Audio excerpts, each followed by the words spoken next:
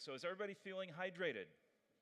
Everybody, plenty of hydration. Okay, great. We're going to go on a journey today, and we're going to talk about water. It's the original exponential technology. It's surface tension that holds a water drop together.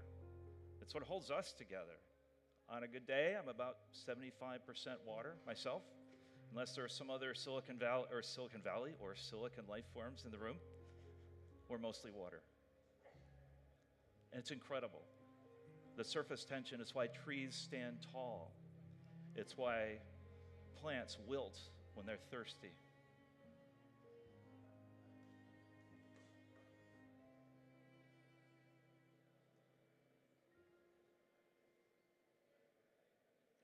Wait for it. Anybody thirsty now? Okay, quickly, when I say the word water, what do you say? What do you think of? Quickly, shout it out. Ocean. I'm talking about fresh water, but thirsty. Anything, quickly. Yes? Ice? Life. Okay, good. One more? Okay, great. So when we talk about water, we can't talk about water with just one word, because we face an incredible moment in our history. This is a profound moment for us to truly define our future, because water flows through everything that we care about. And summer 2024 was the hottest in history. More droughts, more floods, more supply chain risks, more failures, more disruptions in human history. These risks are multiplying, and we thought we had more time. And civilizations thrive, this is the Nile, or they fail because of water. We are defined by water, that surface tension. And we're defined against the blackness of space by water, our little blue planet. That little dot over Atlanta, Georgia, that's about 1% of our water. That's what's accessible to us, our fresh water. It's tiny. When we look for life, we go to other worlds. We left Matt Damon on Mars. The first thing he had to do was make water. And I love this quote from the astronaut Jerry Linenger, who spent 4 months in Mir, a closed ecosystem, only so many sources of life-sustaining water, and all the creatures of Earth, just like the three of us circling it, all dependent on water. Jerry spent 4 months in Mir making his drinking water from sweat and urine and space. You have to remember, it's not always sexy. But Houston, we have a problem.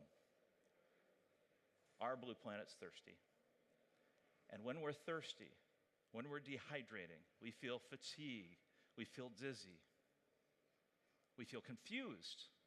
As we further dehydrate, we start to feel sick. As we further dehydrate, we have blurred vision. Might be a metaphor there. Even more, seizures. And finally, we die because of a lack of water. So unchecked, water crises will disrupt and define whether we're successful or not with all of the Sustainable Development Goals, all the ESGs, all the targets we've set. And the cost of inaction is dramatic and increasing every day. This is from Citibank. We are sleepwalking into a food and water crisis. And those crises are making people move. They're not sleepwalking, they're running or walking fast.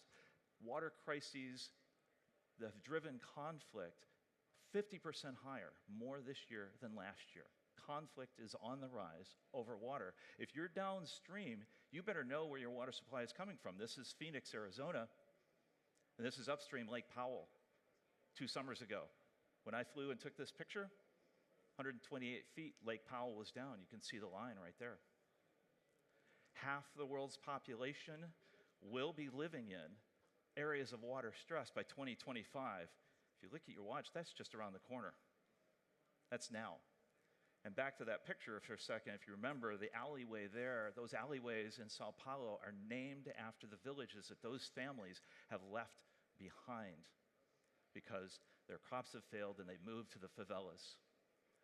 Anybody see their town up here, their city? These cities faced a day zero situation when they could run out of water. Mexico City came very close last summer.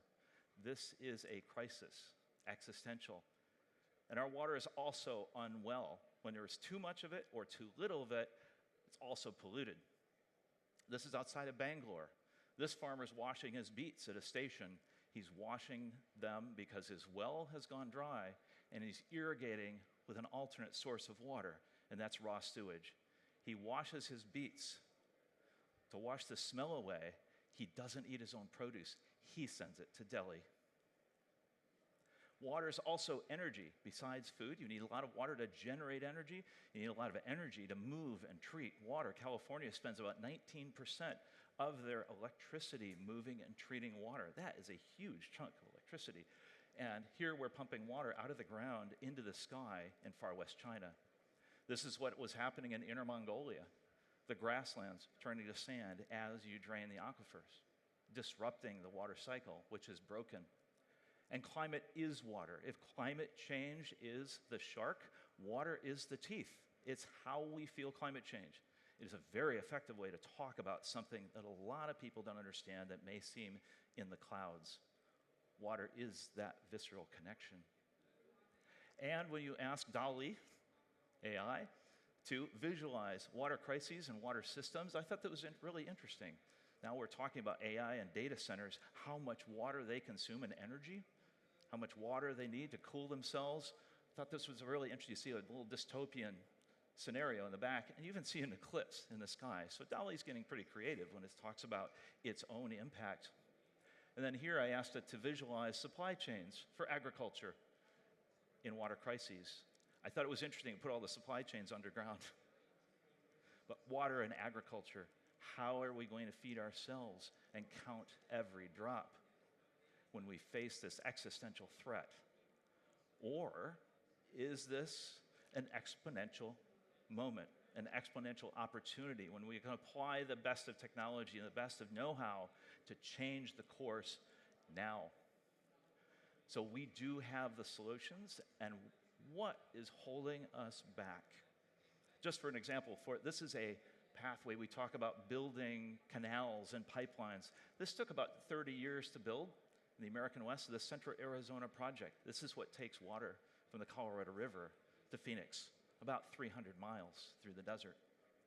So we have these technologies, but at COP last year, an executive told me, he said, "Oh, you water people, you face a disorganizational emergency. Your ship's sailing all different directions, thousands of organizations and people doing good, but there's no compass and map." It's a good metaphor for a lot of the world's problems right now. We need direction. And we make assumptions. We make assumptions that data will change the world. Well, this is the Department of Information and Data Center at the Punjab Irrigation District. I was very careful not to wake up the servers asleep in the corner. Data joke, come on, guys. But testing the assumptions, we talk about technology. We can build desal, we can take water out of the air. Yes, we can. A lot of technologies applicable, but they are huge. There are no technology silver bullets. This is a systems challenge. This is a desalination plant in Doha. They're big, they're complicated, they use a lot of energy. So we need a new operating system for water. We probably have all the pieces of that operating system sitting here in the room today. So what's an operating system look like? Well, before you build an operating system, we need to talk about what's holding us back. Water and SDG is failing. Crucial and urgent decisions are being uninformed. We're making decisions now not based on the future, but on the past. Not where we're going, but where we've been. And the water sector is fragmented. Media coverage is failing. Media is shrinking. Trusted media is shrinking. Who do you trust? And the real solutions don't always scale. They sit as pilots on the ground. And the lack of trust. And then dramatic data and finance gaps. This is what an operating system looks like.